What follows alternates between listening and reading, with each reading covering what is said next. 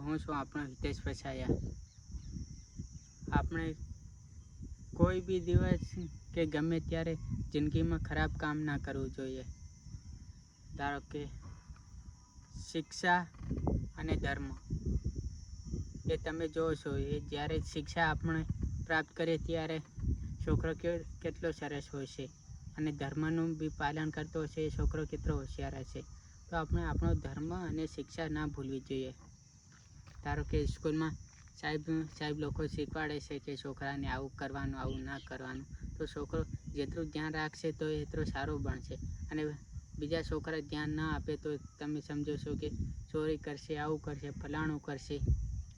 એવું બધું ના થાય એટલે પોતાના છોકરાને ધ્યાન રાખો. પોતાના મા બાપને કહો કે છોકરાને આવી રીતે સાંજે લેસન કરાવો અને ભણાવો અને એમનું ધ્યાન રાખો છોકરાઓને કે સ્કૂલે જાય છે કે નથી જતો. તેથી આપણને ખબર પડે છે કે સ્કૂલે છે કે બીજે કહેતા ફરવા જતા રહે દોસ્તો સાથે. હવે છોકરા લોકો છે એ ગમે ત્યાં ને ગમે ત્યાં ફરવા જતા રહે સ્કૂલનું બહાનું કાઢીને. તો દરેક મા બાપને હું કહું છું કે છોકરાનું ધ્યાન રાખો. એને આવી રીતે કરવાનું બેટા, આવી રીતે ના કરવાનું, જેથી એ છોકરો ખરાબ સંગતમાં ના પડે અને તેથી એ સારું ભણતર ભણે અને ગમે ત્યાં નોકરી લાગે તો એની જિંદગી તો સારી થાય અને એ ક્યારે દુઃખી ના થાય. એટલે ગમે મા બાપને હું કહું છું કે પોતાના છોકરાનું ધ્યાન રાખો. એ ગમે ત્યાં એમ ખરાબ સંગાતમાં ના કૂદે એનું ધ્યાન રાખો.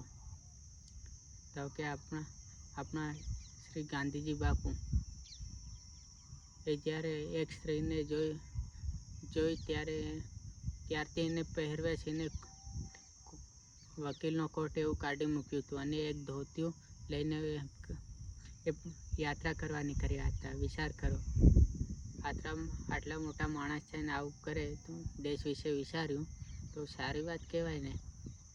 તો આપણે એમના જેટલું તો ના થાય પણ આપણે આપણી રીતે આપણા દેશને સારું એવું વર્તન રાખીએ કે જેથી કોઈ બી વ્યક્તિ આવે કે કોઈ બહારના દેશના વ્યક્તિ આવે તો કહે છે કે ના, ભારત દેશ તો સારો છે અને તેથી આપણને ગર્વ થાય.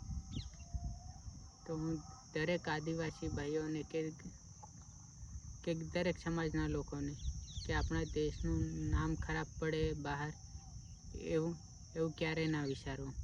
જય હિન્દ, જય ભારત.